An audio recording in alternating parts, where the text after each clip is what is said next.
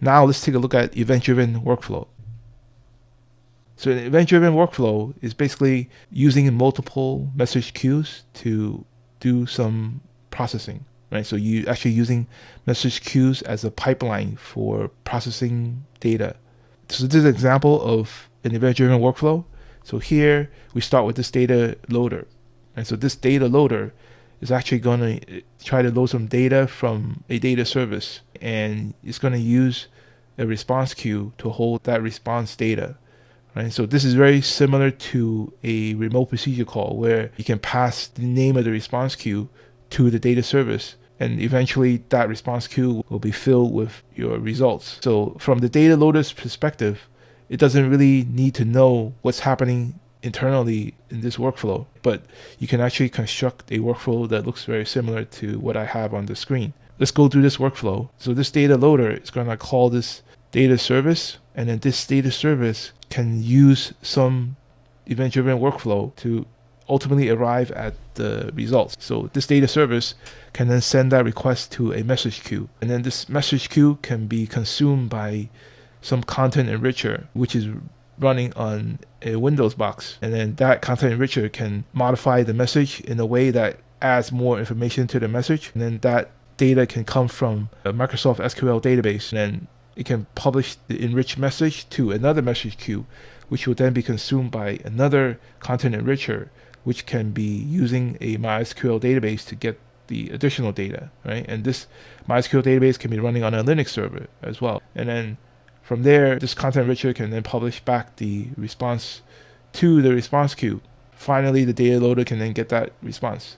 So in this workflow, I want to highlight a couple of things. First is we're using this content enricher integration pattern. And then here we have this content enricher and then another content enricher. And then these content enrichers can run on different hardware or different operating systems. So in this case, we have a Windows server and then we have a Linux server. And then these message queues and the message broker are what is used to integrate these two heterogeneous systems together. And then content enricher is actually just another integration pattern where you can take a raw message and then you enrich it with some content and then you publish that out again.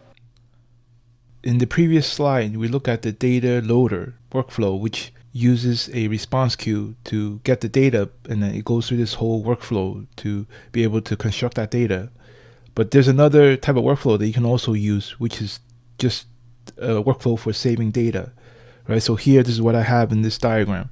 So I have this data uploader, which ultimately wants to save data to this MySQL database. But in order to do that, it goes through a workflow that is constructed using this pipeline, using message queues in between different content enrichers. So the workflow goes like this, right? So they have this data uploader, which uploads the data to a data service. So the data in the updated upload may be too simplistic to be saved to this MySQL database. So it has to go through a series of content enrichment in order to construct the complete set of data that it needs to save in this MySQL database. So the workflow goes such that the data uploader will then send the primitive data to a data service. And then this data service can schedule it to be saved by sending that data to a message queue. And then this message queue can go through a series of content enrichments using this workflow. And then finally, a data saver will then take that complete document and then save it to the database. An example of this would be, say you want to save some user profile. So in this case, you may just need to upload the email address, right? And in the data service, it will push the email address to this message queue. And then this content enricher could be an address lookup. And then this could be this CRM database.